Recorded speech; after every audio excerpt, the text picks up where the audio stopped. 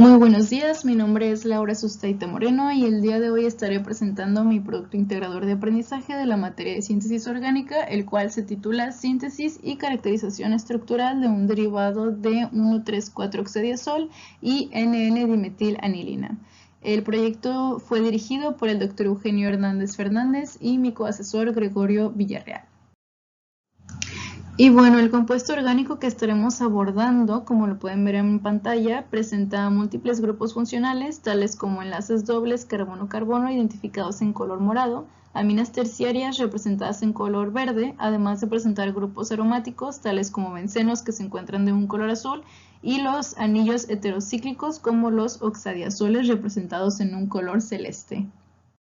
Los oxadiazoles presentan 4 tipos de isómeros cuyas propiedades se centran en tener una amplia actividad biológica. En este caso, el 1,3,4-oxadiazol presenta una gran atracción farmacéutica debido a que este posee actividad antiinflamatoria, hipogluceminante, ansiolítica, antidepresiva, antifúngica, antibacteriana, antituberculosa y anticancerígena, por lo cual presenta un favorable perfil metabólico refiriéndole posibles propiedades farmacéuticas al compuesto en cuestión. Además de presentar actividad biológica, el derivado que estaremos abordando presenta propiedades fotofísicas como la fluorescencia, la cual es un proceso en el que al irradiar las moléculas con energía electromagnética, en este caso con rayos ultravioleta, aumenta la banda de energía de los electrones a un estado más excitado por la absorción de la misma radiación electromagnética, por lo que las especies que se encuentran excitadas volverán a su estado fundamental, es decir, su estado basal inicial, liberando su exceso de energía en forma de fotones, permitiéndonos observar la emisión de la luz, teniendo esta una mayor longitud de onda.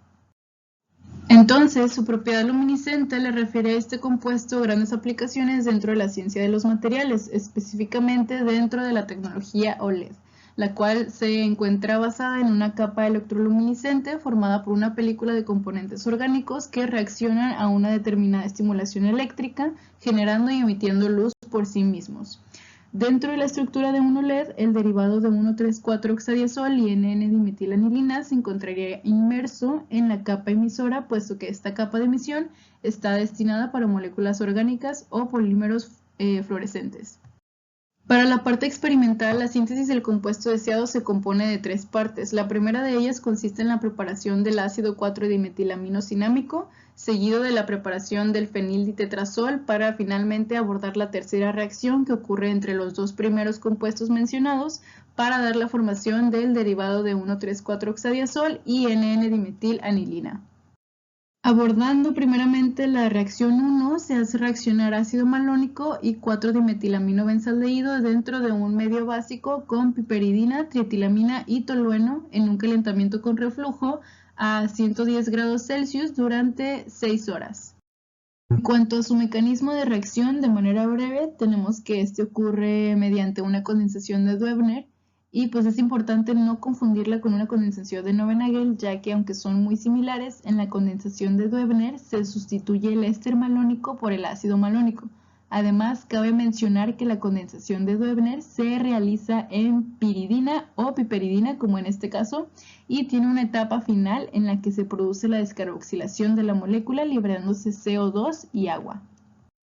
Para la realización de los cálculos estequiométricos de la reacción 1, partimos de 2 gramos de ácido malónico y requerimos de las masas moleculares y las proporciones equivalentes de cada uno de los compuestos involucrados en la reacción. Primeramente se obtienen los moles del ácido malónico y a partir de estos moles se calculan los moles y los gramos de cada uno de los reactivos necesarios para llevar a cabo la reacción, tomando en cuenta la proporción equivalente y el peso molecular de cada una de las especies. En el caso de la piperidina y la trietilamina se necesita además el valor de sus densidades para obtener un volumen en mililitros que será empleado como el medio en el que se harán reaccionar los componentes. Entonces, tenemos que al calcular los moles de 4-dimetilamino-benzaldehído, obtenemos que este se encuentra en menor proporción a comparación del ácido malónico, por lo que este será quien delimite nuestra reacción. Efectuando los cálculos restantes para saber el volumen necesario de piperidina y trietilamina, tenemos que se necesitarán de 0,4 mililitros y 4 mililitros respectivamente. Pasando a conocer ahora el rendimiento teórico de la reacción 1, debemos emplear los moles del reactivo limitante y los coeficientes estequiométricos de la reacción, los cuales son de 1 a 1. Entonces se calculan los gramos teóricos del producto deseado, dando como resultado un rendimiento teórico de 2.9403 gramos de ácido 4-dimetilaminoscinámico.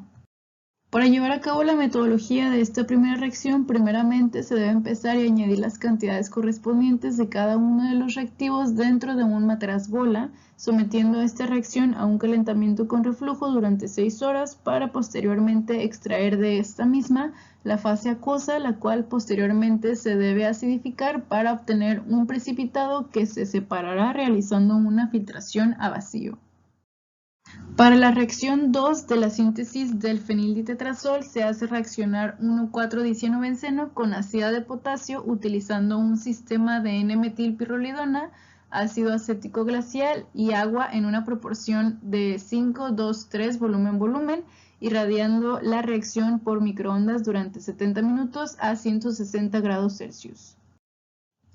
En el mecanismo de reacción de esta segunda síntesis ocurre básicamente la cicloadición de la sida con el cianuro del 1,4-dicienobenceno formando un tetrazol al protonarse, lo cual ocurre por duplicado dando finalmente la formación del fenilditetrazol.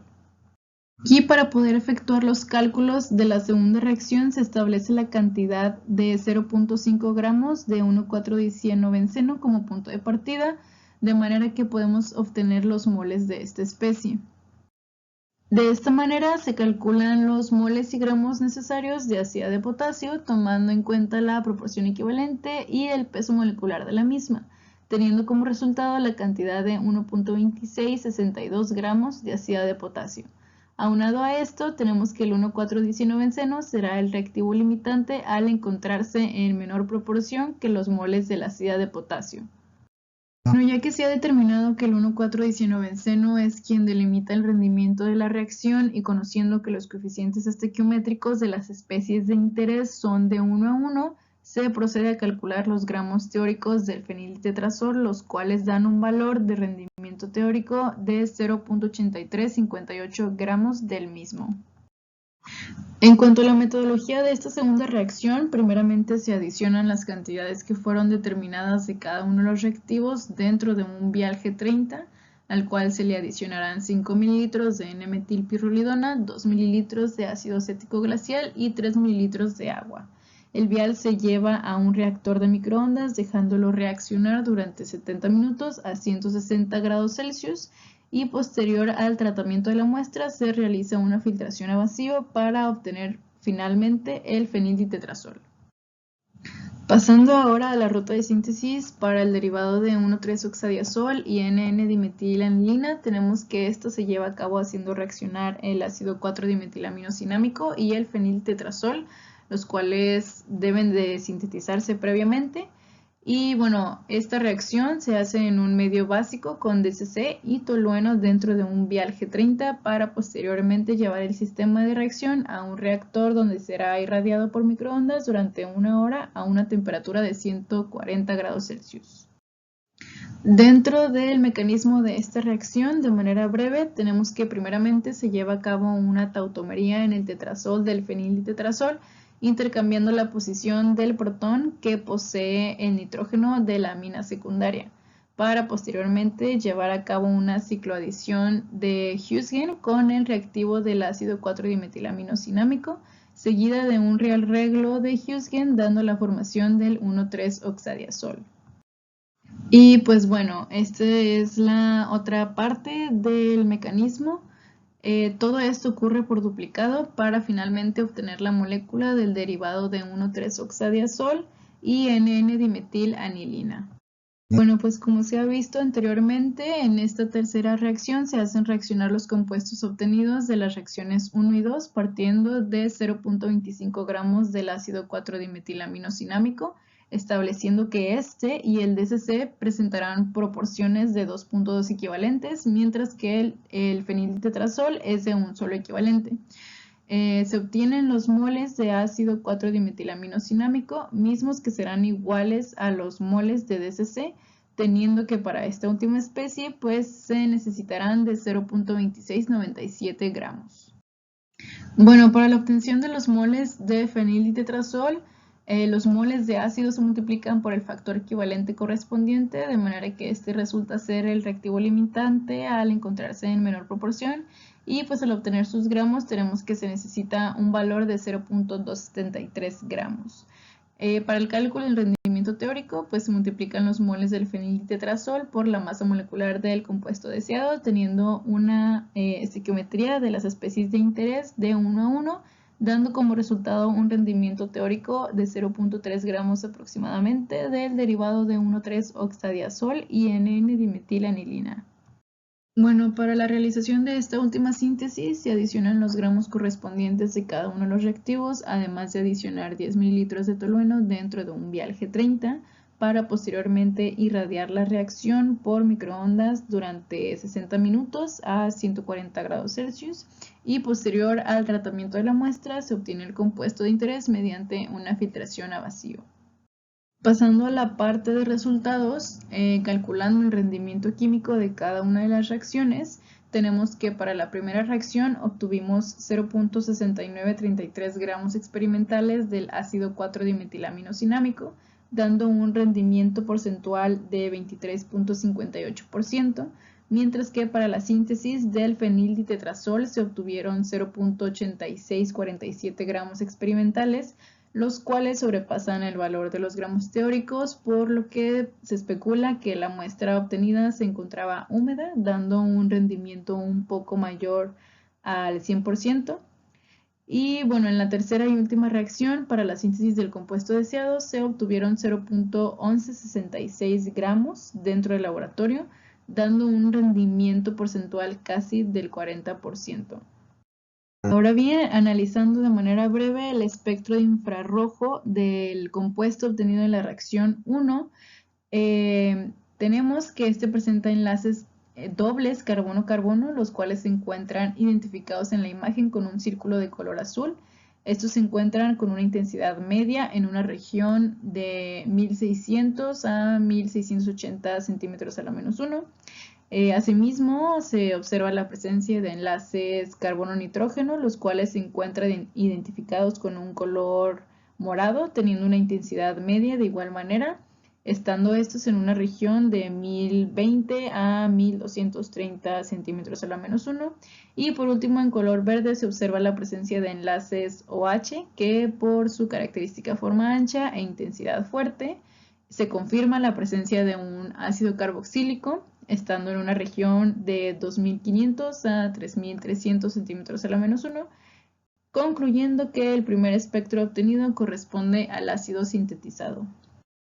Evaluando el espectro del IR del fenilditetrazol, podemos observar que se confirma la presencia de enlaces nitrógeno-hidrógeno representados en color rosa, teniendo estos una intensidad media y siendo una señal un poco ancha en terminación de punta, la cual es característica de estas mismas. Y bueno, estas están representadas en una región de 3300 a 3500 centímetros a la menos 1.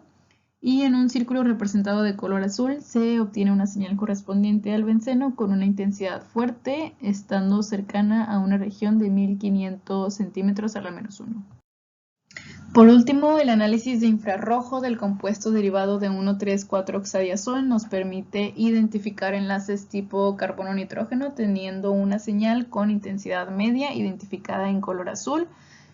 Por otro lado, con un círculo de color verde es posible evidenciar la presencia de bencenos con señales de intensidad débil en regiones cercanas a los 1500-1430 centímetros a la menos 1,